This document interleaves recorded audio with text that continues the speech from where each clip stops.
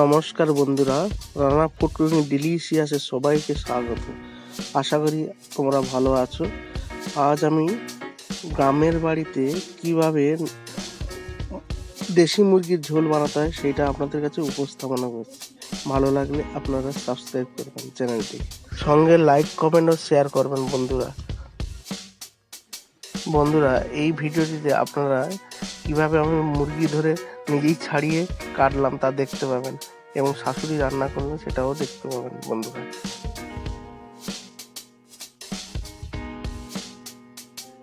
সবার আগে বলি, বন্ধুরা যারা নতুন তারা আমার চ্যানেলটিকে সাবস্ক্রাইব করুন ও পাশে থাকা বেল আইকনটি প্রেস করে অল করে রাখুন সবার আগে ভিন্ন ভিন্ন আপডেট পেতে। ওই তো সুন্দর হয়ে গেছে। এই দেখা যাচ্ছে, লাইট দেখো। ঘাটে মাছ চলো। তোমার আলো কম পড়ছে। ওদিক দিয়ে না, সোজা হতে লাইট আমাকে লাইট দাও। কি হয়? আমাকে লাইট দাও।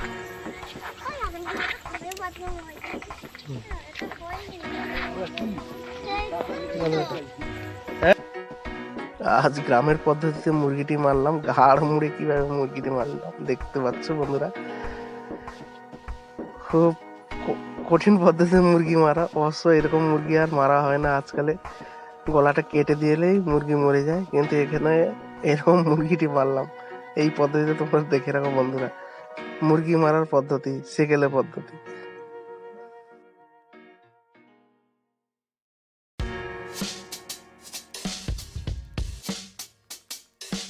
এবার মুরগিটিকে মরে গেলে গরম জলের মধ্যে ডুবিয়ে ওই পালকগুলো প্লাগ করে নেবো, খুব সুন্দরভাবে প্লাগ করে নেবো।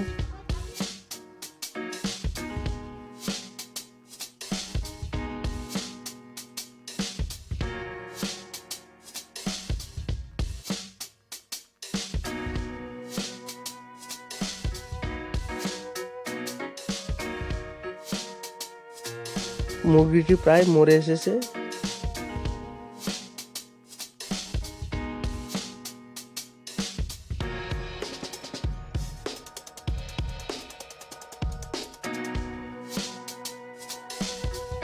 একটা পাত্রের মধ্যে জল গরম করে বালতির মধ্যে ঢেলে নিয়ে মুরগিটি আস্তে আস্তে ডুবিয়ে দিলাম, যাতে ওর পালকগুলি সহজে গরম জলে আলগা হয়ে আসে এবং এগুলো প্লাগ করতে থাকবে।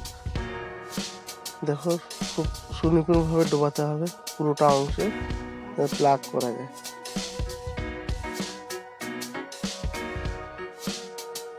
এইরূপ ঘুরিয়ে ঘুরিয়ে ডোবাতে হবে যাতে পুরোটা অংশে গরম জল পায় এবং পালকগুলি আলগা হয়ে আছে।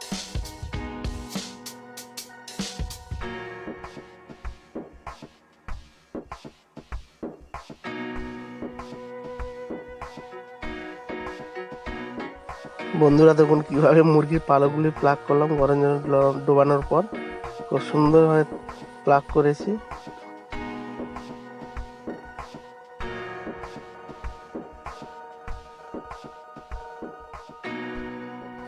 মুরগির পালক পরিষ্কার হয়েছে। এবার আমি এগুলোকে ভালো করে কেটে নিচ্ছি। কেমন ভাবে কাটছি বন্ধুরা একবার লক্ষ্য করুন, আমি নিজেই কেটেছি অবশ্য।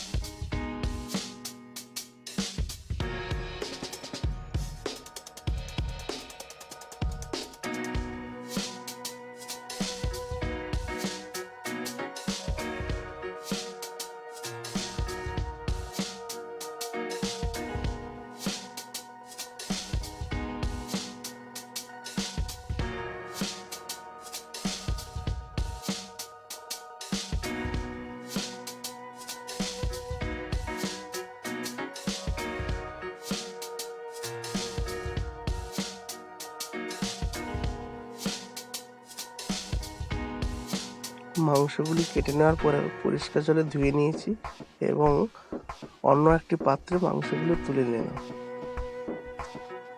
তুলে নিয়ে এর মধ্যে আমরা কিছুটা হলুদ এবং সর্ষের তেলের প্রায় 100 গ্রাম মতো দিলাম। এখন আমরা ম্যারিনেট করে নেব। সঙ্গে আলু কুচি এবং খানিকটা আদা রসুন বাটা নিয়ে এগুলো ভালো করে ম্যারিনেট করে নেব। ম্যারিনেট করে প্রায় 20 থেকে 30 মিনিট মতো রেখে দেবো। পেঁয়াজ কুচিও সঙ্গে নিলাম, নাড়তে থাকবে, ম্যারিনেট করে রেখে দেবো। ম্যারিনেট হয়ে গেছে বন্ধুরা।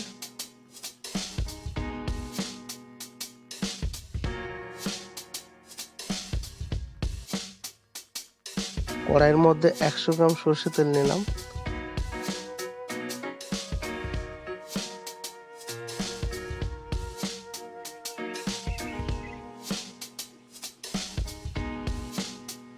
কালার করার জন্য কিছুটা সুগার অর্থাৎ চিনি নিলাম।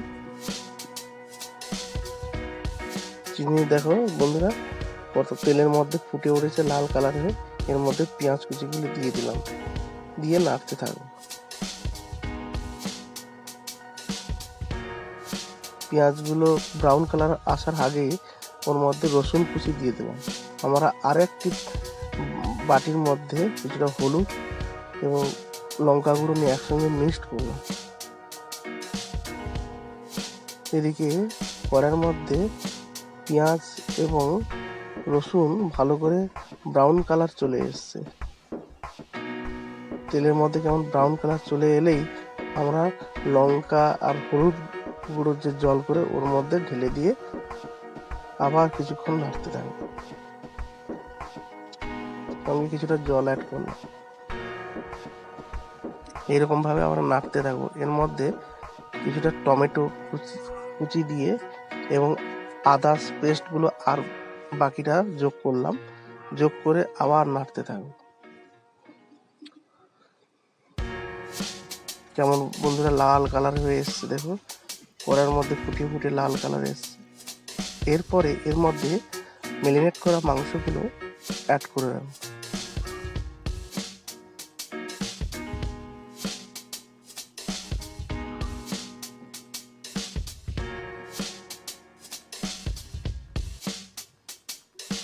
পুরো মাংসটা ঢেলে দিলাম,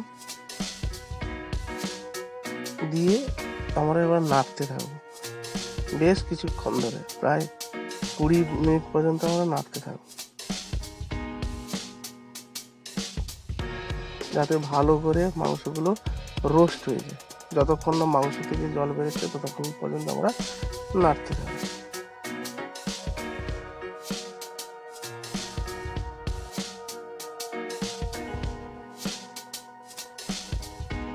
বন্ধুরা আগে মাংসের মধ্যে লবণ দেওয়া হয়নি, এর ফাঁকে আমরা লবণ স্বাদ অনুযায়ী অ্যাড করলাম, দিয়ে আর নাড়তে থাকবো। তোমরা পারলে আগে লবণ দিতে পারো, কিন্তু আমি পরে লবণ দিলাম, দিয়ে এগুলো নাড়তে থাকবো।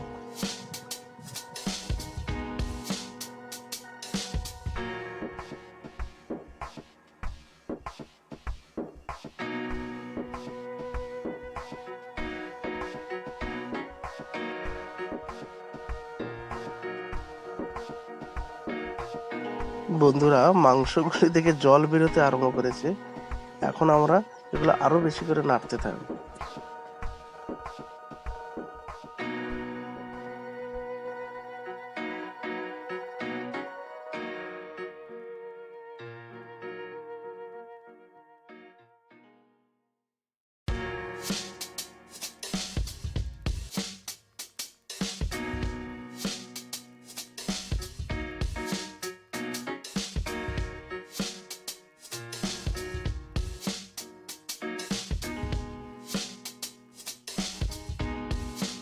মাংস কষা কমপ্লিট হয়ে গেছে।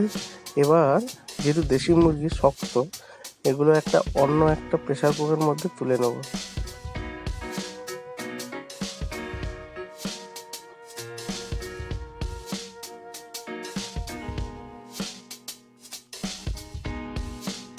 মাংসগুলি পুরো প্রেসার কুকারের মধ্যে ঢেলে দিলাম।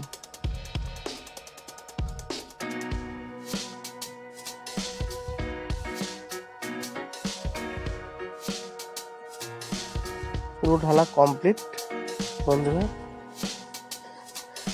এবং এই কড়াইয়ের মধ্যে কিছুটা জল ঢেলে কড়াই ধুয়ে নিয়ে সেই জলটি এই প্রেসার কুকারের মধ্যে ঢেলে দেব।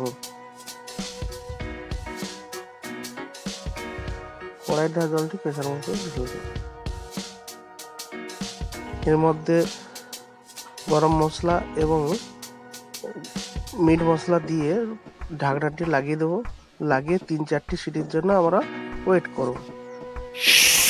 সিটি পড়ে গেছে, কমপ্লিট হয়ে গেছে। গোটা 5-6 খেতে হেভি হয়েছে বন্ধুরা। ভালো লাগলে আপনারা ভিডিওটি অবশ্যই সাবস্ক্রাইব করবেন।